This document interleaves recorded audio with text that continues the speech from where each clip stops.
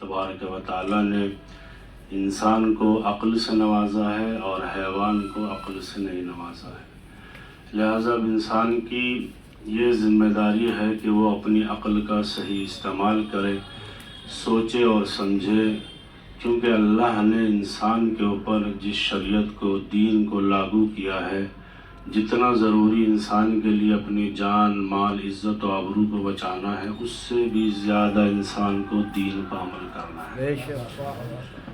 یہ دین وہ دین ہے جو سب سے پیارا دین ہے، جس کے لیے قرآن کریم فرقان حمید میں ذکر ہوتا ہے، بسم اللہ الرحمن الرحیم، ان الدین عند اللہ الاسلام، سب سے بہترین دین دین اسلام ہے۔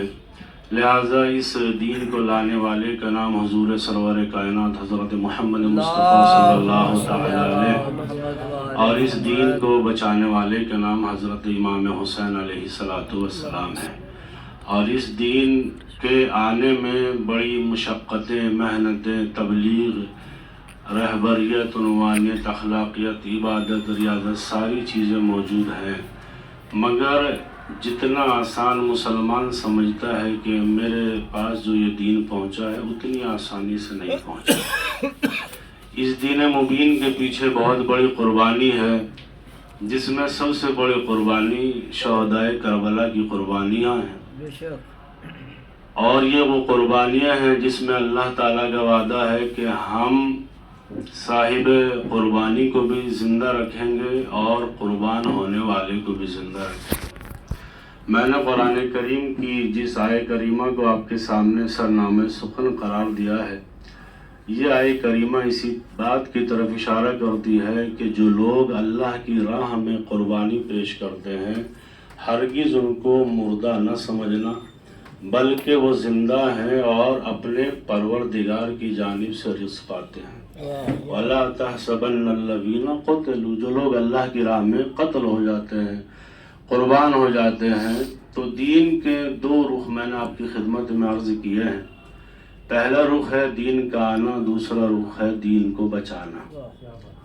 دین کو جب ضرورت پڑی خون کی تو خون کس نے پیش کیا؟ آل رسول صلی اللہ علیہ وآلہ وسلم، کیونکہ انہی کے گھر نے قربانیاں پیش کی اور انہی کے گھر میں یہ قرآن نازل ہوا جو فرقان حمید ہم اور آپ تلاوت فرماتے ہیں۔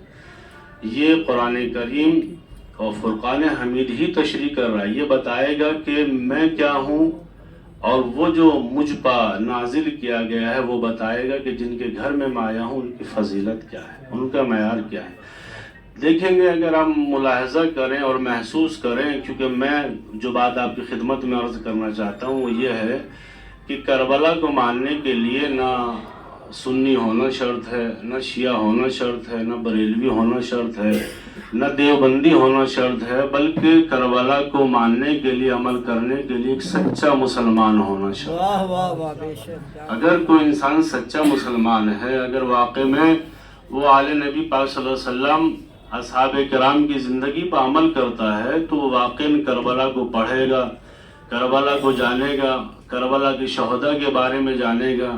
اگر آپ دیکھیں گے یہ جو 72 نام ہیں، اس میں ایک نام ہے حضرت وہب قلبی، یہ مسلمان نہیں ہے، یہ نصرانی ہے، لیکن حضرت امام حسین علیہ السلام پر قربانی پیش کر رہے ہیں، یعنی دین اسلام پر، اور اپنے آپ بھی آئے ہیں اور اپنی بیوی کو بھی لے کر آئے، اپنی ماں کے ساتھ یہ کربلا آئے۔ اس کا مطلب یہ ہے کہ کربلا کے لیے بھی انسان ہونا ضروری ہے، مسلمان ہونا ضروری نہیں ہے۔ اگر کوئی انسان ہے، اگر کوئی سچا واقعاً جس کو پروردگار متعال نے انسان بنایا، جس کے سینے میں دل دھڑکتا ہے، جو واقعاً آل رسول صلی اللہ علیہ وسلم سے محبت کرتا ہے، جو ان کی آل سے محبت کرتا ہے، وہ حقیقتاً مسلمان وہی ہے جو سب حضرت کی زندگی پر عمل کرتا ہے۔ مگر مسئلہ ہمارے یہاں ایک اور مصیبت یہ آ گئی ہے، اگر ہم ملاحظہ کریں گے کہ بعض لوگوں نے اہل بیت علیہ السلام کو شیعوں کے کھاتے میں ڈال دیا ہے اور اصحاب کرام کو سنیوں کے کھاتے میں ڈال دیا ہے۔ عجیب و غریب مرحلہ پیدا ہو گیا، جبکہ آپ حضرت صلی اللہ علیہ وسلم کی اگر آپ زندگی دیکھیں، اکارڈنگ آف صحیح بخاری 1,20,000 اصحاب نبی ہیں، 1,20,000 اکارڈنگ آف صحیح بخاری، کم و بیش، اور اہل بیت علیہ السلام میں ہاوڑہ میں ایک جگہ تقریر کرنے کے لیے گیا تو آپ یقین مانیے گا 1 گھنٹے کی تقریر کے بعد ایک پرچی ہم کو ملی، اس پہ لکھا ہوا تھا مولانا صاحب آپ اہل البیت ذکر کر رہے ہیں، اللہ کے نبی پاک صلی اللہ علیہ وسلم کے گھر والوں کا تذکرہ کر رہے ہیں، مگر سامنے والوں کو تو یہی نہیں پتا کہ اہل بیت کون ہے، اہل بیت کے بارے میں ہی نہیں پتا، انٹروڈکشن ہی نہیں پتا، ان کا نام کیا ہے اور وہ کس کی بیوی ہے، کس کی بیٹی ہے، اور اس کے بعد کون ان کے والد ہیں، جانتے ہی نہیں ہیں۔ یعنی خود مسلمانوں نے مسلمانوں کو ہی دور رکھا ہوا ہے، وہ جانتے نہیں ہیں۔ شہدائے کربلا کے بارے میں اگر آپ دیکھیں جو 72 شہدائے کربلا، ان کی جان اور قربانی اگر آپ دیکھیں گے تبتا ہوا صحرا ہے، 3 دن کی بھوک و پیاس ہے۔ شب عاشور امام حسین علیہ السلام نے اپنے چراغ کو بجھا دیا کہ جس کو جانا ہے وہ چلا جائے، کیونکہ کل مجھے قربانی پیش کرنا ہے، کل مجھے اللہ کی راہ میں اپنی جان کو قربان ہونا ہے۔ لہٰذا ان 71 ساتھیوں میں سے ایک بھی جانے کو تیار نہیں ہے۔ لیکن دوسری طرف جب امام حسین علیہ مقام روز عاشور حملہ ور ہوتے ہیں اور حملہ ہوتا ہے اور حملہ کرتے ہیں تو ہزاروں کا لشکر پیچھے ہٹ جاتا ہے۔ وجہ کیا ہے؟ کیونکہ ایمان بخدا ہونا ضروری ہے۔ جس کا ایمان بخدا ہوگا، جس کے اندر ایثار قربانی ہوگا، جس کے اندر قربانی کا جذبہ ہوگا، جس کے اندر مقاومت اسلام ہوگا، جس کے اندر مقاومت انسان ہوگا، جس کے سینے میں اللہ اور اس کے رسول کے لیے دل دھڑکتا ہوگا، وہ کبھی خوف زدہ نہیں ہوگا۔ وہ اگر ڈرتا ہوگا تو اپنے پروردگار متعال سے ڈرتا ہوگا۔ آپ اگر ملاحظہ کریں اور دیکھیں کہ جس کا ایمان اللہ تبارک و تعالیٰ پر ہے اور وہ اس پر عمل کرتا ہے، وہ کبھی کسی طاقت سے نہیں ڈرتا ہے۔ آج کربلا ہمیں یہی میسج دیتی ہے، کربلا ہمیں یہی ایثار، صبر، استقامت یہی دیتے، تمہارے بچے قتل ہو جائیں، مر جائیں، تم قتل ہو جائے، مر جاؤ، لیکن چونکہ اللہ کا وعدہ ہے وَلَا تَحْسَبَنَّ الَّذِينَ قُتِلُوا، اگر تمہاری قربانی میری راہ میں ہے، اگر تمہاری نیت میری راہ میں ہے تو دنیا تم کو مٹانا بھی چاہے تو مٹا نہیں سکتی ہے، دنیا تم کو ختم کرنا چاہے تو ختم نہیں کر سکتی ہے، چاہے دنیا ایک طرف ہو جائے اور آپ ایک طرف ہوں، لیکن آپ کا یقین اپنے پروردگار پر اتنا ہو کہ ہم نے جب کہہ دیا اللہ اکبر، اب اس سے بڑا کوئی سپر پاور نہیں ہے۔ امام حسین علیہ مقام علیہ السلام کی زندگی میں آپ دیکھیں کیوں امام حسین علیہ السلام نے یزید کی بیعت نہیں کی، باقی اور لوگ یزید کی بیعت کر چکے، تو کوئی تو ریزن ہوگا، کوئی تو وجہ ہوگی۔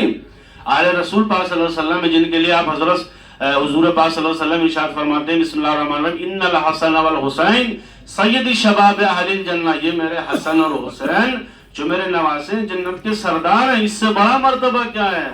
مسلمانوں کا ہر فرقہ جنت کا طلبگار ہے، کوئی بھی فرقہ یا فرقے کا انسان یہ نہیں کہتا ہے کہ مجھے نعوذ باللہ ہے، مجھے جہنم میں جانا ہے یا میں جانا چاہتا ہوں، اور ہونا بھی نہیں چاہیے۔ اس کا نظریہ اور عقیدہ یہی ہونا چاہیے کہ مجھے جنت میں جانا ہے۔ لہذا کوئی بھی فرقہ اس بات کو نہیں کہتا ہے، مگر کسی کے پاس سند ہے کہ جو سید شباب اہل الجنہ ہے ان کا تذکرہ ہی نہیں ہوتا۔ آپ دیکھیں بڑے بڑے بینرز لگے ہوئے ہیں، بڑے بڑے پوسٹر لگے ہوئے، لکھا ہوا ذکر شہادت۔ اگر امام حسین لکھ دیا جائے تو کیا بری بات ہے، اگر شہدائے کربلا لکھ دیا جائے تو کیا بری بات ہے۔ ہر مسلمان جو آل رسول پاک صلی اللہ علیہ وسلم، جو حضور پاک صلی اللہ علیہ وسلم کلمہ پڑھتا ہے، اس کو اہل البیت سے محبت کرنا ہی ہوگا، ان کے اصحاب الکرام سے، جو ان کے ولی ہیں، جو وصی ہیں، جو تبع تابعین ہیں، جو ان کے بعد آئے ہیں۔ اگر زندگی کا عنوان یہ ہے کہ صبر و استقامت، کربلا سے بہتر درسگاہ یونیورس کسی کے پاس نہیں ہے۔ کربلا ہی سکھائے گا کہ ظلم کے خلاف کیسے اٹھنا ہے، کربلا ہی بتائے گی کہ آپ کو مظلوم کا کیسے ساتھ دینا ہے، کیونکہ کربلا میرے استاد بیان کرتے تھے کہ کربلا ایک واحد جگہ، ایک واحد ہستی ہے کہ جہاں پر کوئی ایسا ظلم نہیں ہے جو ہوا نہ ہو، کوئی ایسا ظلم نہیں ہے۔ صرف یہ سن لینا کہ 3 دن تک حضرت امام حسین علیہ السلام اور ان کے بچوں پر پانی بند کیا گیا، یہ کافی نہیں، کوئی ایسا دنیا میں ظلم ہی نہیں ہے۔ اگر آپ ملاحظہ کریں کربلا کے 2 رخ بیان کیے جاتے ہیں۔ ایک رخ وہ ہے کہ ہم آئے آپ کے سامنے اور ہم نے حدیثیں بیان کی اور واقعات کربلا کو نقل کیا، یہاں پہ تیر لگا، یہاں پہ شمشیر لگی، یہاں پہ نیزہ لگا، یہاں پہ یہ ہوا، اور یہاں پہ بچوں کو مارا گیا، یہاں پہ امام حسین کو قتل کر دیا، اور اس کے بعد آپ اپنے گھر چلے گئے، ہم اپنے گھر چلے گئے۔ یہ بھی ایک کربلا ہے، لیکن ایک کربلا وہ ہے کہ جو بعد کربلا شروع ہوتی ہے، یعنی اس کربلا کو سننے کے بعد انسان کے اندر جذبہ استقامت آنی چاہیے، کربلا سننے کے بعد حق کو حق کہنے کی عادت ہونی چاہیے، کربلا سننے کے بعد ظالم کا مقابلہ کرنا ضروری ہے۔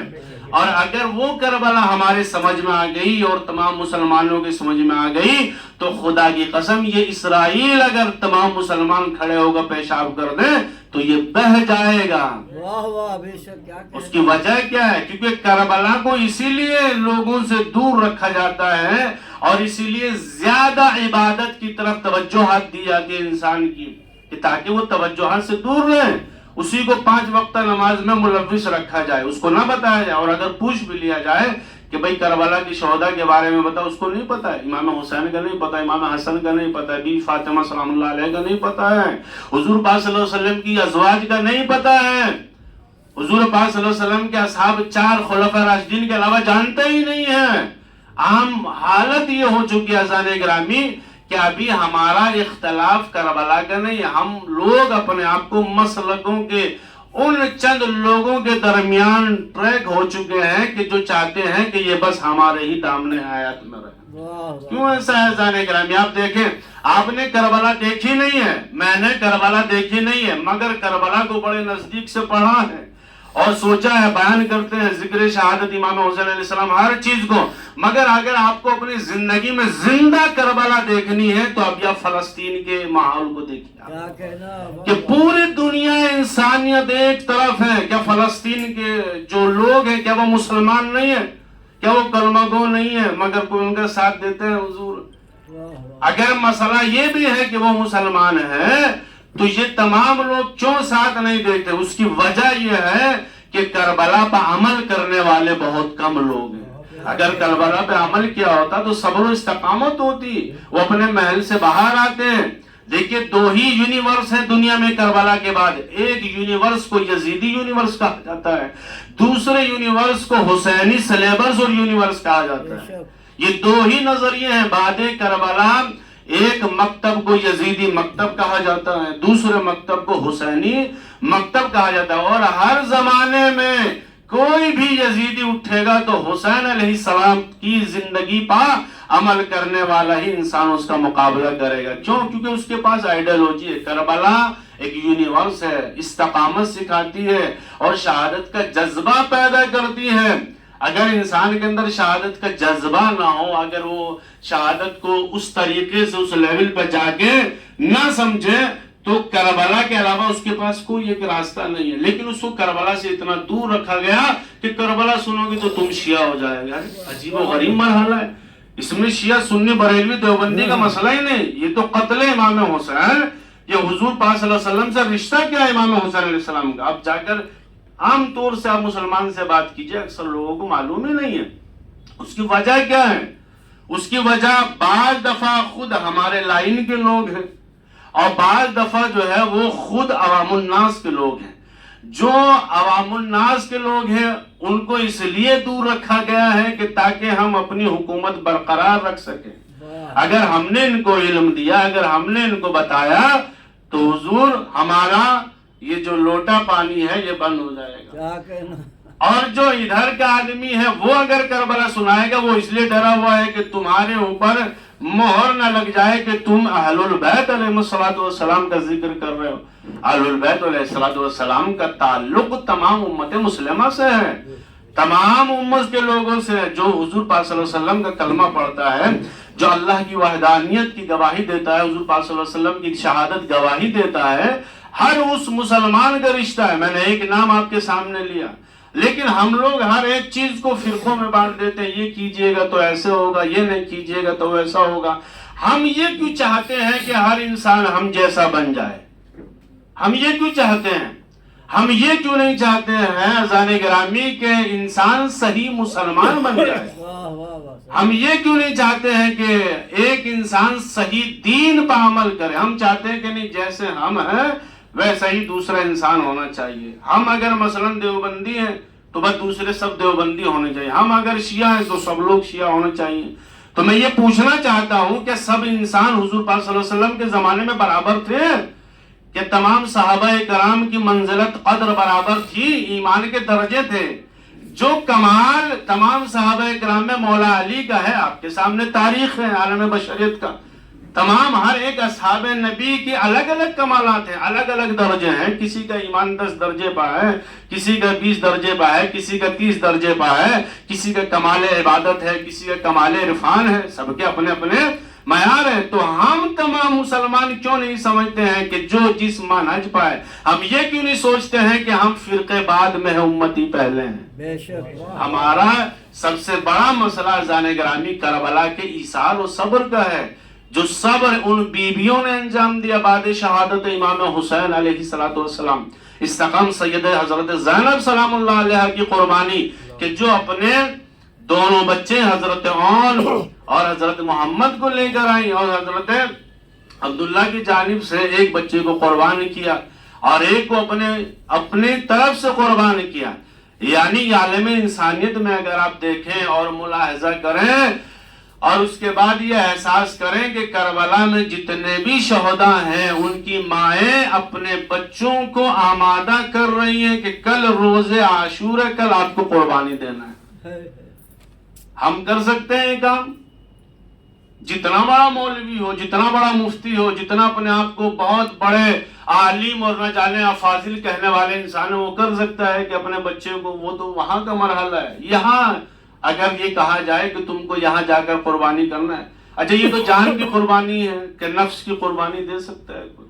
مال کی قربانی، المال والبنون انسان کے حص میں ہے، انسان دوست رکھتا ہے. اگر اولاد قربان نہیں کر سکتا ہے تو مال کر سکتا ہے. حضور اگر مسلمانوں کی آپ کو بربادی دیکھنی ہے نا تو آپ جا کر شادیوں میں دیکھیے، اور آبادی اگر دیکھنا ہے تو مسجد میں جا کر دیکھیے کہ 5 روپیہ جیب سے نہیں نکلتا ہے. لیکن شادیوں میں جا کے جو پیسہ اڑایا جاتا ہے اس میں کوئی ایک سنت بس تبھی ہوتی ہے جب حضرت نکاح پڑھانے کے لیے آتے ہیں. اس سے پہلے جو تمام عالم ہوتا ہے، نہیں ہماری مونچھ کا سوال ہے، یہ کیسے ہوا، یہاں ڈی جے ہونا چاہیے یا یہ ہونا چاہیے. اور بعد میں جب حضرت آتے نکاح پڑھانے کے لیے اور نکاح سنتی من لیس سنتی اور تمام چیزیں جو انکحت موکلتی بموکلک علی المہر المعلوم، اور اس کے بعد اقبال و قبول و ایجاب ہوتا ہے. بس اتنا ہی دین ہے اذان گرامی، اتنی ہی سنت ہے جتنے ہماری لقلقائے زبان ہے. بہت کم ہم اس پر عمل کرتے ہیں. ہم اذان گرامی منزل عمل میں ہیں، ہم بالکل منزل عمل میں ہیں. شاید میری بات آپ پہ گراں گزرے، میں سمجھ رہا تھا کہ بہت مومنین ہوں گے، مگر یاد رکھیے حق پرست ہر زمانے میں کم ہی رہے ہیں. بہت زمانہ دیکھا ہے، ان 35 سالوں میں بہت کچھ دیکھا ہے، مگر یاد رکھیے ایک جنگ لڑتا ہے لیکن سرخرو پوری قوم ہو جاتی ہے. پوری قوم ہو، جس کی آئیڈیالوجی کربلا سے ملتی ہے دنیا کی کوئی طاقت اس کو ہرا نہیں سکتی ہے. فلسطین کی طاقت کیا ہے فلسطین کے پاس؟ اگر میں ہسٹوریکل بات کروں تو ایک بھی شیعہ کا گھر نہیں ہے فلسطین کے اندر، لیکن سب سے بڑا حمایتی شیعہ ہیں فلسطین کے. اور یہ بھی بات بتا دوں کہ اکثر یعنی 95% لوگ مسلک اہل حدیث ہیں، لیکن وہ اہل حدیث وہ ہیں کہ جو کربلا کو اپنا آئیڈیل مانتے ہیں. لہذا آج تک دنیا کی کوئی طاقت اس سرزمین کو ہرا نہیں سکتی ہے. یعنی اس کا مطلب یہ نہیں ہے کہ آپ کا رشتہ کربلا سے نہیں ہے. امام حسین علیہ السلام یہی پیغام دے رہے ہیں، یہی دنیا کو بتانا چاہ رہے ہیں کہ دنیا کا کتنا بھی بڑا ظالم ہو، اگر وہ ہمارے بتائے ہوئے آل رسول پاک صلی اللہ علیہ وسلم کے بتائے ہوئے راستے پر عمل کرے گا تو نہ وہ کبھی گمراہ ہوگا، نہ دنیا کی کوئی طاقت اس کو ہرا پائے گی، اور نہ کوئی اس پر مسلط ہو پائے گا. آج 70 سالوں سے کیوں مسلط نہیں ہے؟ اسی کی وجہ صرف کربلا ہے. جس نے اپنے آپ کو کربلا سے منسلک کر دیا صبر اس کے اندر آ جائے گا. کوئی انسان ہے جو اپنے جوان بیٹے کے مرنے کے بعد صبر کرے؟ اگر تاریخ کربلا اس کے پاس نہ ہو تو کیسے صبر کرے گا؟ اگر کسی کی ماں کا انتقال ہو جائے، کربلا کی ہسٹری اس کے سامنے نہ ہو تو کیسے صبر کرے گا؟ دنیا انسانیت میں جو سب سے بڑا ظلم کربلا کے میدان میں ہوا، یعنی مسلمان کو اس سے اپنی انرجی، آئیڈیالوجی، اپنا مکتب، اپنی فکر کو بلند کرنا ہوگا، اور جو انسان کرتا ہے وہ کبھی ہار نہیں سکتا ہے، وہ ہمیشہ اس کو جیت۔ ان اللہ مع الصابرین کہنا آسان ہے، اس جملہ قرآنی پر عمل کرنا بڑا مشکل ہے۔ کتنے لوگ ہیں ہم میں جو صبر کرتے ہیں؟ ہم اور آپ میں کتنے لوگ ہیں؟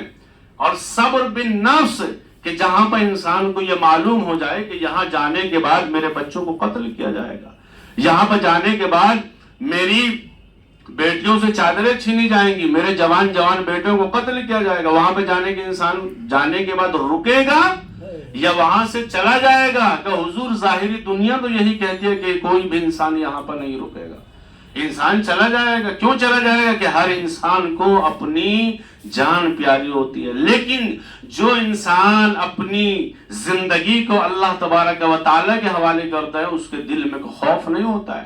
کربلا کے میدان میں حضرت امام حسین علیہ السلام کو جو شہید کیا گیا، اگر آپ دیکھیں تو یہ شمر ہے، شمر ذل جوشن، آپ اس کی تاریخ جانتے ہیں؟ آپ کو ہسٹری معلوم ہے یہ کون ہے؟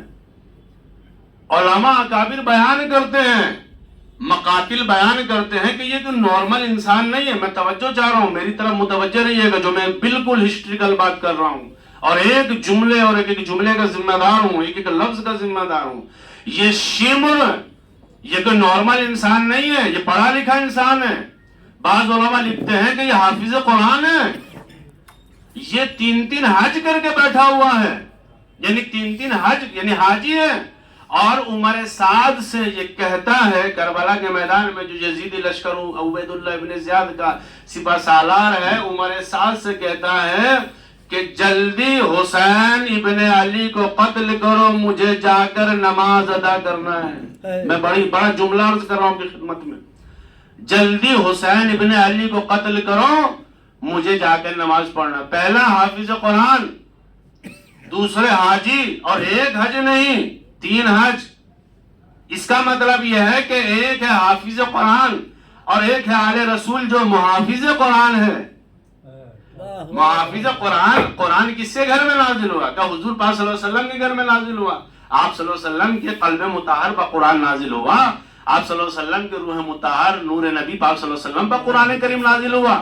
تو قرآن کریم یعنی اہل البیت علیہ السلام کے گھر کی کتاب، اور یہی ہے قرآن کے لانے والے، قرآن انہی کے گھر میں آیا، اب یہی قرآن کو بچائیں گے۔ اب اس کے بعد یہ ہے حافظ قرآن جو فتح مکہ کے بعد مسلمان ہوئے۔ توجہ کیجئے گا میری بات کے اوپر، غور چاہ رہا ہوں جملے کے اوپر۔ لہذا اے حافظ قرآن جو یہ کہہ رہا ہے کہ عمر سعد ہم کو جا کر نماز ادا کرنی ہے حسین کو قتل کرنے کے بعد، مگر ایک قاتل ہے دوسرا مقتول ہے، ایک وہ ہے جو قتل ہو رہا ہے، ایک وہ ہے کہ جس کو قتل کیا جا رہا ہے۔ قاتل حافظ قرآن ہے، مقتول محافظ قرآن ہے، دونوں لفظوں کو دیکھیے گا۔ قاتل حافظ قرآن ہے، مقتول محافظ قرآن ہے، تو اس کا مطلب یہ ہے کہ حافظ قرآن محافظ قرآن کو قتل کر رہا ہے۔ حافظ قرآن محافظ قرآن، بھئی یہ وجہ کیا ہے، ریزن کیا ہے؟ کہ حضور وجہ یہ ہے کہ اس نے قرآن کو زبان سے تو رٹا ہے مگر اس نے دل میں نہیں اتارا ہے۔ اگر یہ دل میں اتار لیتا تو کبھی حافظ قرآن محافظ قرآن کو قتل نہ کرتا۔ یہ کہہ رہا ہے کہ میں جا کر نماز ادا کرنی ہے، بہت سارے۔ دوسری حدیث میں آیا ہے کہ حضرت امام حسین علیہ السلام کو روز جمعہ شہید کیا گیا۔ بہت سارے علماء اکابر لکھتے ہیں کہ جمعہ پڑھا گیا۔ 18,000 مفتیوں نے حسین ابن علی کے خلاف قتل کا فتویٰ دیا۔ کیوں؟ کیونکہ یزید کی بیعت نہیں کی، حاکم کی بیعت نہیں کی، اور جو حاکم کی بیعت نہ کرے وہ کون ہوتا ہے؟ تو حاکم کس نے بنایا تھا یزید کو؟ حاکم یزید کو کس نے بنایا تھا؟ یزید کو حاکم مسلمانوں نے نہیں بنایا تھا۔ اگر مسلمان بناتے تو نوبت یہاں تک نہ آتی، اگر مسلمان بناتے تو یہ مسئلہ نہ آتا۔ بعد نبی اگر مسلمانوں کا رائٹ تھا، حق تھا، تو کیوں نہیں بنایا؟ کہ حضور کو نوبت آئی نہیں۔ تو لہٰذا جب وہ حاکم بنا تو اس نے سب سے پہلے کیا کام کیا؟ آل رسول کو قتل کیا۔ آل رسول پاک صلی اللہ علیہ وسلم کو قتل کیا. صبر و ایثار. اب دیکھیے جو جملہ میں آپ کی خدمت میں عرض کرنے جا رہا ہوں اور تاریخ کا بڑا ہی خوبصورت جملہ ہے اور آپ کے ذہنوں میں اگر وہ میرا جملہ پہنچ گیا تو اللہ جانتا ہے کہ آپ بھی ثواب کے دائرے میں، ہم بھی ثواب کے دائرے. قتل کرنے والا ہی حافظ ہے، مسلمان ہے، نماز پڑھنے والا ہے، اور یہ واحد کربلا ایک ایسی جہاں پہ مسلمان کو قتل کر رہا ہے. دونوں طرف نمازیں. یزید لشکر بھی بے نمازی نہیں ہے، ادھر بھی نمازیں ہیں، ادھر بھی نمازیں ہیں، ادھر بھی تمام چیزیں اپنی جگہ پر ہیں، کوئی کمپرمائز. لیکن اس شمر نے جب امام حسین علی مقام علیہ السلام کی گردن پر چھری چلائی اور سر کو تن سے جدا کیا تو چھری کو چھری سے ٹکرایا، اس نے خنجر کو خنجر سے ٹکرایا اور اس کے بعد اپنی تلوار کو فضا میں لہرایا اور ایک جملہ کا اقتل بالقرآن، میں نے آج قرآن کو قتل کر دیا، میں نے آج قرآن کو مار دیا، میں نے آج قرآن کو قتل کر دیا. خدا کی قسم یہ جملہ بہت بڑا عظیم جملہ ہے. لیکن جب حسین علی مقام کے سر کو نو کے نیزہ پہ بلند کیا گیا تو آپ حضرت کے دہان اقدس سے قرآن کریم کی تلاوت جاری ہوئی. امام حسین علیہ السلام پیغام دینا چاہتے ہیں کہ دیکھو تم یہ کربلا کے میدان میں کہہ رہے اقتل بالقرآن، ہم نے قرآن کو قتل کر دیا، تو جس قرآن کو تم قتل کرنے کی بات کر رہے ہو ہم لوگوں کے نیزہ پر جا کے قرآن کی تلاوت کر رہے ہیں. ہم قرآن کے محافظ ہیں، یہ بتا رہے ہیں کہ جہاں سے تمہاری دنیا انسانیت کی زندگی ختم ہو جاتی ہے وہاں سے ہماری زندگی کا آغاز ہوتا ہے. امام حسین علی مقام نے نو کے نیزہ پر قرآن کی تلاوت فرمائی. جب شیمر کہتا ہے کہ ہم نے قرآن کو قتل کر دیا، یعنی کیا مطلب؟ یعنی یہ تمام چیزیں اپنی جگہ پر محافظ آل رسول ہیں، حضور پاک صلی اللہ علیہ وسلم کے گھر والے. لیکن صبر و استقامت اتنی زیادہ ہے کہ ذرہ برابر بھی حسین ابن علی کا بدن مبارک ہلتا نہیں ہے. کیوں؟ کیونکہ جانتے ہیں، پہچانتے ہیں کہ مجھے اپنے نانا کا وعدہ پورا کرنا ہے، مجھے نانا کے وعدہ کو مکمل کرنا ہے. کون سا وعدہ ہے کہ نانا اگر دین پہ ایسا وقت آئے گا تو میں حسین ابن علی اپنی قربانی پیش کروں گا، میں کربلا سجاؤں گا، میں جاؤں گا کربلا، میں قربانی کا وہ جذبہ ایثار دنیا انسانیت کو بتاؤں گا کہ آج کے بعد اگر کوئی کسی پر ظلم کرے گا تو وہ کربلا کی تاریخ کو پڑھے گا اور اس کے بعد میں ہمیشہ ایک اس مظلوم کا ساتھی بن کے آئے گا کہ جو سچا حسینی ہوگا، جو سچا مسلمان ہوگا. اور حقیقی مسلمان وہی ہوتا ہے زانے گرامی جو آل رسول پاک صلی اللہ علیہ وسلم کے تمام ان ارکان پر عمل کرتا ہوں کہ کیا ان پر گزری ہے. کسی نے نہیں پوچھا کہ کربلا میں کیا گزری ہے. کربلا میں قتل ہوا، جوان بھی قتل ہوئے، بچے بھی قتل ہیں. حضرت امام حسین علیہ السلام کے چھوٹے سے شہزادے جن کو شہزادہ علی اصغر کہا جاتا ہے، آپ اگر ملاحظہ کریں جن کی عمر کربلا میں آنے کے بعد مکمل 6 مہینہ ہوا ہے، معاف کیجئے گا 6 ماہ ہوا مکمل کربلا میں. مگر ظلم کی انتہا یہ ہے کہ وہ حور کہ جس کے لشکر کو آقا امام حسین علیہ السلام پانی پلا رہے ہیں وہی حور آ کر جو ہے وہ لشکر کی لشکر کشی کرتا ہے. امام حسین علیہ السلام کے پاس آنے سے پہلے کا اپنا ایثار دیکھیے، قربانی دیکھیے. جو امام حقیقی ہوتا ہے، جو اللہ کا ولی ہوتا ہے، جو نبی پاک صلی اللہ علیہ وسلم کا گھرانے والا ہوتا ہے، وہ کبھی کسی پر ظلم نہیں کرتا، وہ ہمیشہ ساتھی رہتا ہے. امام جانتے ہیں کہ ایک دن آئے گا کہ یہ میرے اوپر پانی بند کرے گا، میرے یہ بچوں کو ستائے گا. جانتے ہیں، ایسا نہیں ہے کہ نہیں جانتے ہیں. لیکن چونکہ ایک امام کا اور ایک ہادی کا کام یہ ہوتا ہے کہ مرتے دم تک وہ انسانوں کی اصلاح فرمائے، مرتے دم تک وہ انسانوں کو اچھائی کی طرف بلائے، اچھائی کی طرف دعوت دے. یہ اللہ کے ولی، اللہ کے اولیاء، اللہ کے امام، اللہ کے نبی کا یہ وظیفہ ہے اور یہ وظیفہ ہوتا ہے کہ وہ جس حالت میں وہ خود تنگی سختی برداشت کر سکتا ہے لیکن وہ چاہتا یہ ہے کیونکہ اللہ نے اس کو مبعوث فرمایا، اللہ نے اس کو اسی کام کے لیے بھیجا ہے. اللہ چاہتا ہے کہ اس سے رضی اللہ عنہ بن جائے، کہ اللہ تمہارے کام سے راضی ہو جائے. جب امام حسین علیہ السلام نے قربانی پیش کی ہے تو ایسا نہیں ہے کہ امام حسین علیہ السلام کی شہادت کے بعد قربانیوں کا ایثار و استقامت کا مرحلہ کم ہو گیا، نہیں، بڑھ گیا ہے. حضرت امام حسین علیہ السلام کے بیٹے حضرت سید سجاد، حضرت امام محمد باقر جو کمسن ہے، جن کی تاریخ نے 5 یا 3 برس عمر لکھی ہے، کیونکہ جو امام واقعی امام حقیقی ہوتا ہے وہ حضور بنتا نہیں ہے، وہ اللہ کی جانب سے آتا ہے، وہ پہلے ہی دن ہوتا ہے، ایسا نہیں ہوتا ہے کہ اس کو بنایا جائے گا۔ تو لہٰذا کربلا کو جو پیدل لوگوں تک پہنچایا گیا ہے، حضرت امام سید سجاد علیہ السلام، جن کو حضرت علی ابن الحسین کہا جاتا ہے، جب یہ قافلہ کوفے سے شام پہنچتا ہے اور وہاں پر یزید نے الگ الگ ملکوں سے سفیر بلائے ہوئے ہیں، بڑے بڑے روسا بلائے ہوئے ہیں، بڑے بڑے عالم، بڑے بڑے افاضل بلائے ہوئے ہیں، اور سب سے کہا کہ ہم جس کو بلا رہے ہیں ہم نے ان کے مردوں کو قتل کر دیا ہے، ان کو اسیر کر دیا، ہم نے یہ جنگ جیتی ہے۔ بہت سارے لوگ بھی آپ نے دیکھا ہوگا سوشل میڈیا پہ آتے ہیں، کہتے ہیں کہ یہ 2 شہزادوں کی جنگ تھی، حضور 2 شہزادوں کی جنگ تھی، یہ تو 2 انسانوں کی جنگ تھی، یہ تھی، تاکہ تاریخ کربلا کی حقیقت کو ہلکا کیا جائے، تاکہ کربلا کو بس ایسے ہی ایک شہادت کا منظر نامہ پیش کیا جائے کہ شہادت تھی، ہو گئی، امام حسین کو قتل کر دیا۔ اب یہ ہر سال جو ہے وہ رونا کیسا ہے، ہر سال آپ یہ کرتے ہیں، ہر سال وہ کر، سنیے گا، کربلا ہر سال ایک نیا پیغام لے کر آتی ہے۔ جہاں پر ظلم ہوگا، کربلا کے ماننے والے، کربلا کے چاہنے والے اس ظالم کا مقابلہ کریں گے۔ یاد رکھیے گا، آپ جس ملک میں ہوگا، جس جگہ میں ہوگا، جس مکان میں ہوگا، یہاں پہ مسئلہ کی بات نہیں ہے، یہاں پہ امت کی بات ہے۔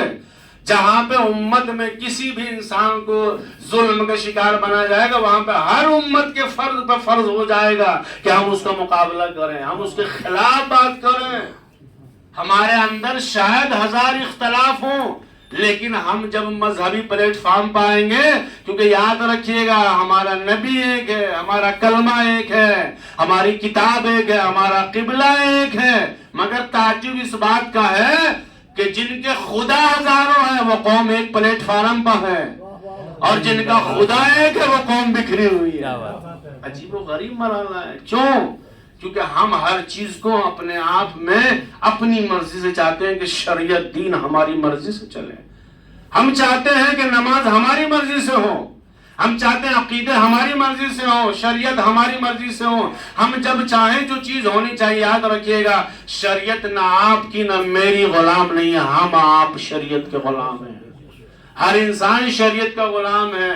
لہٰذا یزید نے جب یہ امام حسین علی مقام علیہ السلام کے بچوں کو اسیر کر کے کوفہ عبید اللہ بن زیاد، کیونکہ انعام چاہیے تھا، اکثر لوگ تو وہ تھے کہ جو بیچارے جانتے ہی نہیں تھے کہ ہم نے کس کو قتل کیا، اکثر وہ لوگ تھے جن کو معلوم ہی نہیں تھا، بعد میں پتہ چلا کہ ہم نے حسین علیہ السلام کو قتل کیا۔ بہت سارے احادیث میں آیا کہ وہ روئیں کہ ہم نے کس کو قتل کیا، کیونکہ وہاں پر جو لفظ استعمال ہوا، جو یہ مفتی تھے بڑے بڑے، جس میں سب سے بڑے مفتی قاضی شرح کا نام آتا ہے، جس نے حضرت امام حسین علیہ السلام کے لیے فتویٰ جاری کیا تھا کہ حسین کو قتل کرنا کوئی جرم نہیں ہے، خون بہانا پانی کے برابر ہے، قتل کیا جائے۔ کیوں؟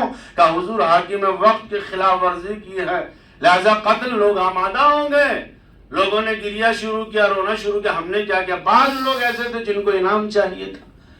بھائی بکنے والے انسان تو ہر زمانے میں ہے، آج کے زمانے میں بھی ہیں۔ آپ دیکھیے آج کے لوگ یہ تو کہہ رہے ہیں، بعض لوگ، معاف کیجئے گا میں ذرا سا سخت جملہ بولنے لگا ہوں، آج کے لوگ یہ تو کہہ رہے ہیں کہ بھائی ایران جو ہے وہ فلاں ملک پہ مار رہا ہے، بحرین پہ مار رہا ہے، کویت پہ مار رہا ہے، فلاں پہ جو میزائل مار رہا ہے۔ ارے بھیا ان سے جا کر یہ بھی تو پوچھئے کہ قرآن کہہ رہا ہے کہ مسلمانوں، یہود و نصارہ تمہارے دشمن ہیں اور تم نے ان کو اڈے دیے ہوئے ہیں۔ یہ بات تو ایران پہلے ہی کہہ چکا تھا کہ ہمارے اوپر جہاں سے میزائل آئے گا ہم اس کا پلٹوار وہی کریں گے، ہم وہیں پر اس کا جواب دیں گے۔ تو لہذا میرے بات عرض کرنے کی وجہ یہ ہے کہ ہم ہر چیز کو آئینے کی نظر سے دیکھیں، قلب دل صاف سے دیکھیں کہ حقیقت کیا ہے، ہم سنی سنائی بات پر عمل نہ کریں۔ لہذا جب یزید نے بڑے بڑے سفیروں کو بلایا اور اس کے بعد وہاں پر اپنا محل سجوایا کہ ہم نے ان لوگوں کو بلایا ہے جن کے شوہروں کو، بچوں کو ہم نے قتل کر دیا ہے، مار دیا ہے، اب ہم چاہتے ہیں جشن کریں، اب ہم چاہتے ہیں کہ ہم میلاد منائیں. کہ کس چیز کا میلاد؟ کہ حضور ہم نے جنگ جیتی ہے. کہ ہم جنگ جیت چکے ہیں. کہ کس کے ذریعے؟ کہ عبید اللہ ابن زیاد جو کوفے کا گورنر ہے اس کے ذریعے ہم نے جنگ جیتی ہے. ہم نے حسین کو قتل کر دیا. ان کے جو بچے بیوی بچے جو تھے ان کے رشتہ دار ان کو قید کر کے ہم شام میں لے کر آ گئے ہیں. اب دیکھیے گا، اب منظر نامہ میں بیان کر رہا ہوں اور پڑھ رہا ہوں، نہ جانے آپ کیسے سنیے گا. اب سید سجاد علیہ السلام جن کو حضرت امام زین العابدین کہا جاتا ہے، حضرت زینب سلام اللہ علیہ اور پوری جو عورتیں ہیں جو بچے سب کو اسیر کیا ہوا ہے. سب کے ہاتھوں میں ہتکڑیاں ہیں، بیڑیاں ہیں. تو اگر تم اتنے بڑے بہادر ہو اور تم یہ کہہ رہے ہو کہ ہم یہ جنگ جیت چکا ہے تو پھر قید کرنے کا کیا مطلب بنتا ہے؟ بھئی جن کے بڑے مر جائیں، جن کے شوہر شہید ہو جائیں، قتل ہو جائیں، جوان 18 بنی ہاشم کے جوان شہید ہو جائیں، ان کے پاس کیا ہے لوٹنے کے لیے وہ اب کیا کریں گے؟ نہیں، سب کو قید کر کے لایا گیا. اب یزید نے پورا دربار سجایا ہوا ہے. پورا دربار، بڑے بڑے سفراء ہیں، بہت بڑے بڑے علماء عالم، نہ جانے دنیا سے روم، دنیا بھر کے انسانوں میں سے ان انسانوں کو بلایا گیا ہے جو پاورفل انسان ہیں، جو پڑھے لکھے انسان ہیں، اور ان سب کو بتایا کہ ہم نے جن کو قتل کیا وہ سارے کیا ہیں؟ باغی ہیں. عجیب و غریب مرحلہ ہے.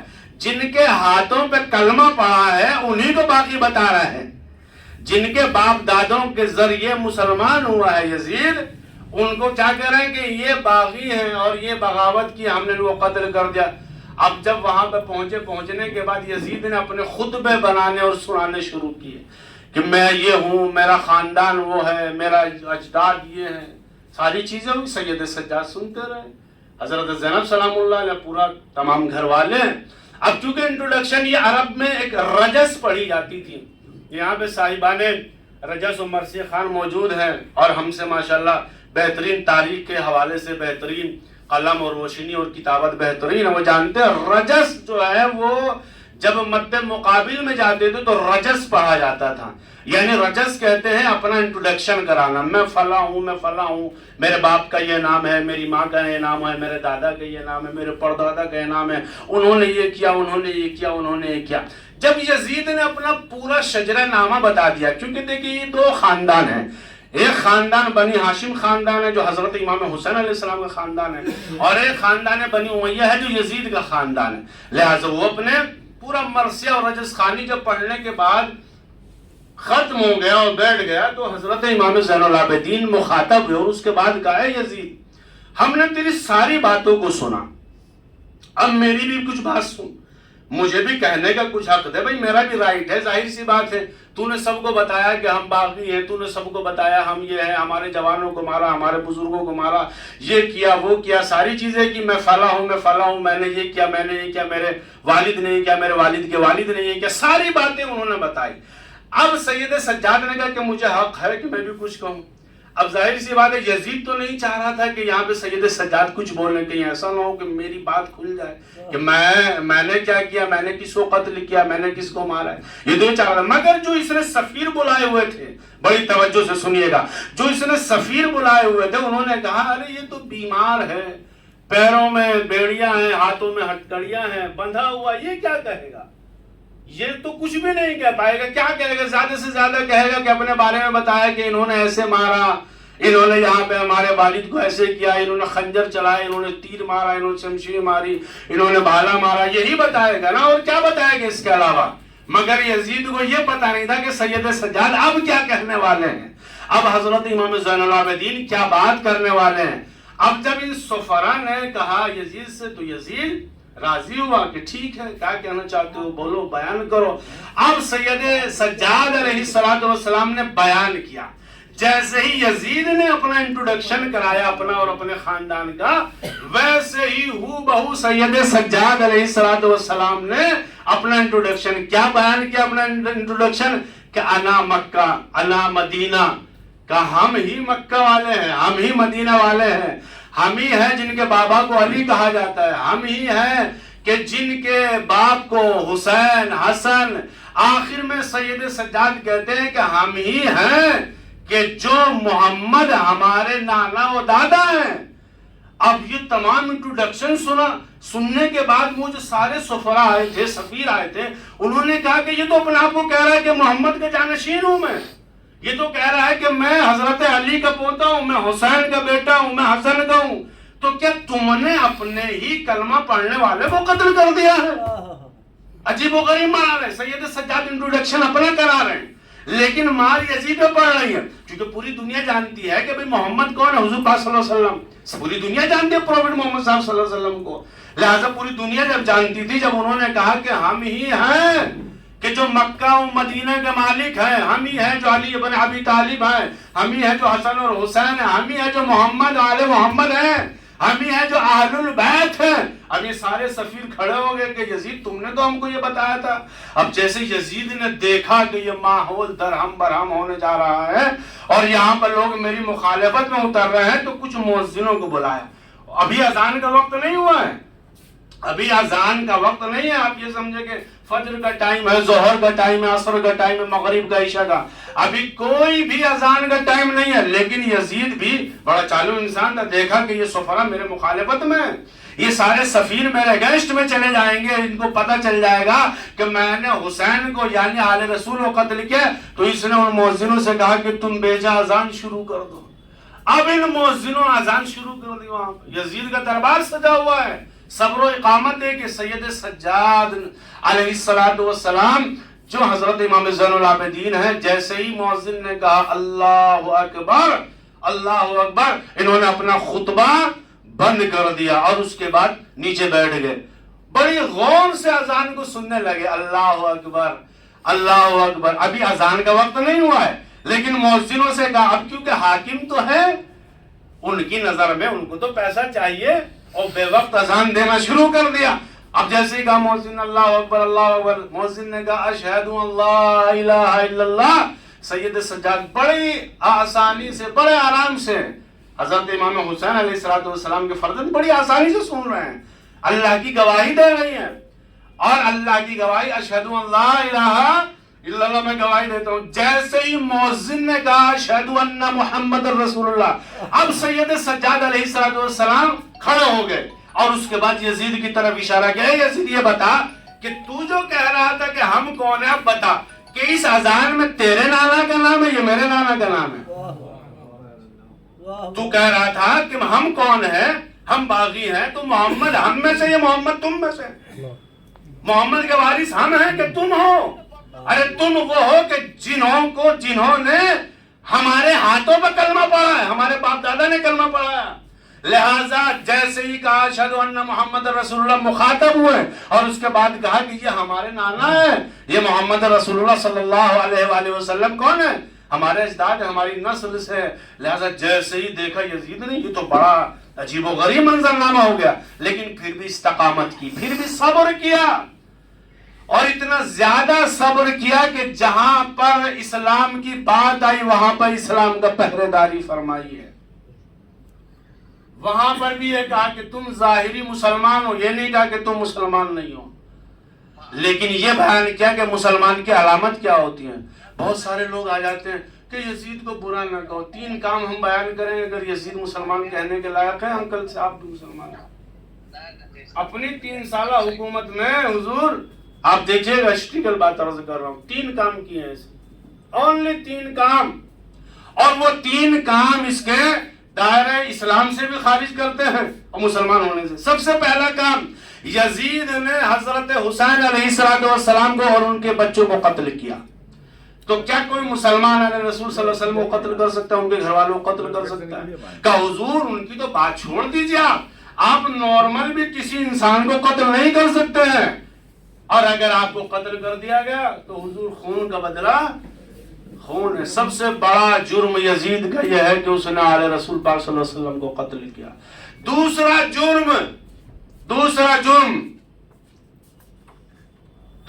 جرم یہ ہے کہ اس نے مدینے پہ حملہ کروایا.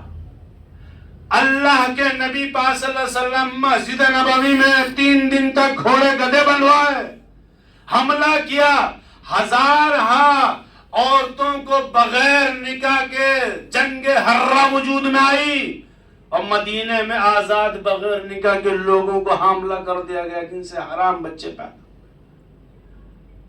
تاریخ پڑھیے گا، وہ تاریخ جو مسلمان کو بتائی نہیں جاتی ہے۔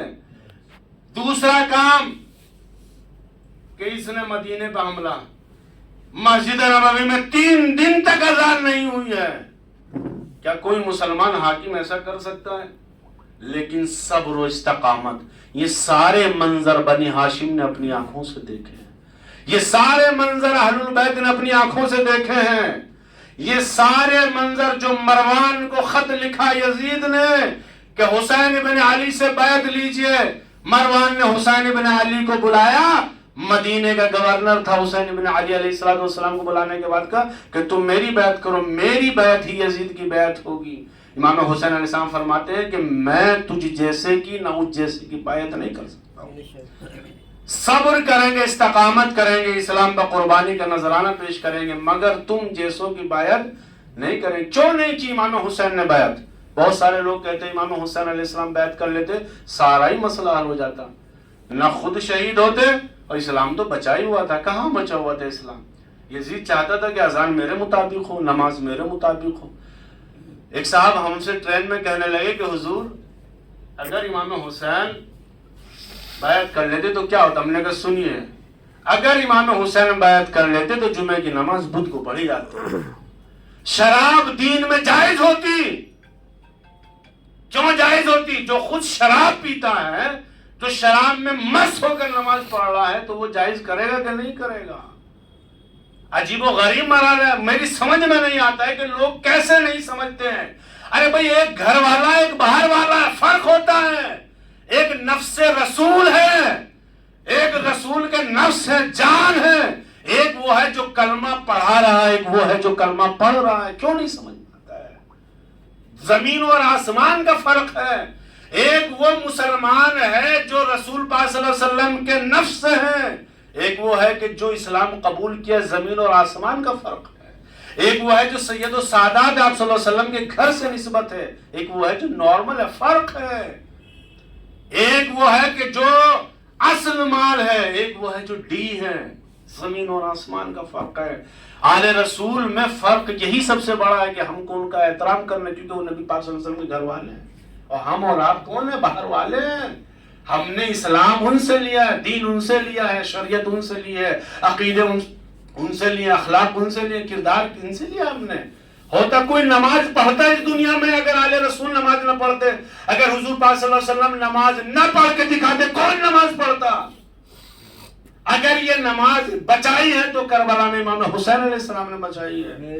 آخری سجدہ کیا، سبحان ربی الاعلی و بحمدہ، پروردگار عالم ہم تیری ثنا کرتے ہیں، ہم تیری حمد کرتے ہیں۔ کیوں؟ اس کی وجہ یہ ہے کہ اس دین کو بچائیں گے ہم، اس دین کو لانے والے بھی ہم ہیں۔ یہ دین ہمارے علاوہ کوئی نہیں بچا سکتا ہے۔ عمل نہیں کرتے ہیں لوگ، کتنے عمل کرتے ہیں؟ 5 وقت نماز پڑھ کے تو مسلمان پتہ نہیں کیا اپنے آپ کو سمجھ لیتا ہے۔ 5 وقت نماز پڑھ کے سوچتا ہے میں سب سے بڑا متقی ہوں، سب سے بڑا پرہیزگار ہوں۔ انسانوں کی حالت یہ ہو چکی ہے، آل رسول پروردگار عالم نے ان کو وہ کمال عطا کیا ہے کہ اگر جنت ملے گی تو وہ عطا کریں گے۔ ان الحسن والحسین سید شباب اہل جنہ، مگر انہوں نے استقامت کی۔ مروان سے کہا کہ ہم بیعت نہیں کریں۔ کیوں نہیں کریں گے؟ امام حسین نے کیوں بیعت نہیں کی؟ اب سنیے گا، بس یہ میری آخری ضمن کی بات ہے اور اس کے بعد میں بات کو ختم کر رہا ہوں۔ امام علی مقام علیہ السلام نے یزید کی بیعت کیوں نہیں کی؟ کیونکہ یزید خود اپنے آپ سے خلیفہ بنا ہے، مسلمانوں نے خلیفہ نہیں بنایا یزید کو، مسلمانوں کا بنایا ہوا خلیفہ نہیں ہے یزید۔ لہذا امام حسین کا رشتہ کیا ہے کہ حضرت علی علیہ السلام کے بیٹے ہیں، نواسے رسول ہیں، حضور پاک صلی اللہ علیہ وسلم کے نواسے ہیں، اور آپ کی نسل حضور پاک صلی اللہ علیہ وسلم کی نسل انہی سے چلی ہے، بیٹیوں سے ہی نسل چلی ہے حضرت حضور پاک صلی اللہ علیہ وسلم کی۔ لہذا ان الحسن والحسین سید شباب الجنہ، امام حسین اللہ کے نبی کے پاک گھرانے کے امام معصوم ہیں، لیکن کوئی بھی انسان چاہے جتنا بڑا ہو جائے، جتنا بڑا حاکم ہو جائے، اس کا مقابلہ آل رسول سے نہیں ہو سکتا ہے۔ لہذا یزید آل رسول نہیں ہے، نہ وہ امام ہے، اور امام حسین امام ہے، اور یہ امام کے لیے شرط ہے کہ وہ غیر امام کی بیعت نہیں کر سکتا ہے، جو غیر امام ہو، جو غیر خلیفہ ہو۔ اسی لیے یزید نے جملہ لکھا تھا مروان کو، جو مدینے کا گورنر تھا، کہ سنو اگر حسین ابن علی نے بیعت نہیں کی تو سمجھو کسی نے بیعت نہیں کی۔ یعنی یزید خود جانتا تھا کہ اہل البیت کیا ہیں۔ اہل البیت یعنی امام حسین علیہ السلام کا جذبہ ایثار، جذبہ مقاومت۔ آج ہم اور آپ مقاوم کیوں ہیں؟ آج ہم اور آپ کو استقامت کہاں سے ملتی ہے؟ حضرت امام حسین علیہ السلام سے۔ اس کا مطلب یہ نہیں کہ ائمہ اور طاہرین کی قربانیاں نہیں ہیں۔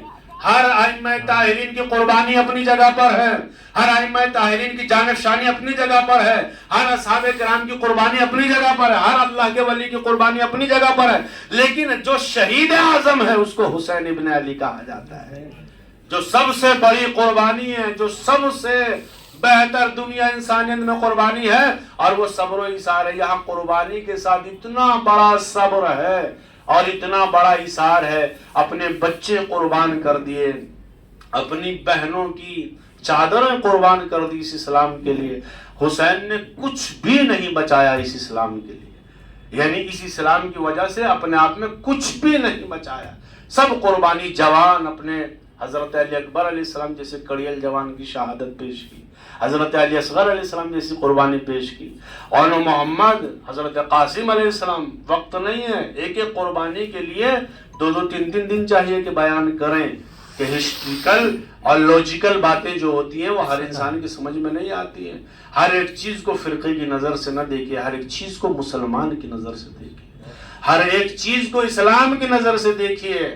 بہت سارے لوگ ملیں گے بہت ساری باتیں کہتے ہوئے، فتویٰ دیکھتے ہوئے، آپ دیکھیے کہ اسلام کیا کہتا ہے، میرا ایمان کیا کہتا ہے، میرا انسانیت کیا کہتی ہے، میرا جذبہ ایثار کیا کہتا ہے۔ مت مانیے آپ جو میں کر رہا ہوں، مگر وہ تو کیجئے جو نبی پاک صلی اللہ علیہ وسلم نے کیا ہے، وہ تو کیجئے اعلی رسول پاک صلی اللہ علیہ وسلم نے کیجئے، مت کیجئے۔ آپ کو لگتا ہے کہ میں رونگ ہوں تو اس کا جواب میں دوں گا، آپ نہیں دیں گے۔